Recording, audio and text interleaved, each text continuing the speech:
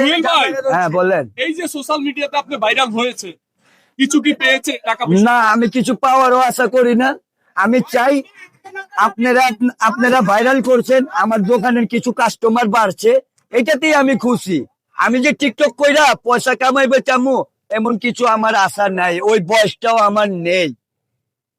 মোটামুটি আমার 47 বছর বয়স হয়ে গেছে, আমি 87-তে জন্ম, দেখতে দেখা যায় 80-র মতন, তা না। আমার বয়স অলরেডি এই এপ্রিলে 47 বছর পড়ুম আমি। অনেকে বলে আপনি এখনো নাটক সিনেমা করতে পারবেন, আপনার কথা হ্যাঁ। জোশ আছে। অনেকে বলে, কিন্তু আমার অফারও আইছে, আমার বাসাতে অনুমতি নিতে হইব, আমার সামনের কিছু দাঁত মাতো নাই, ঠিক আছে? আমি মিথ্যা কথা কোনো জিনিস ছাপায় রাখুম না।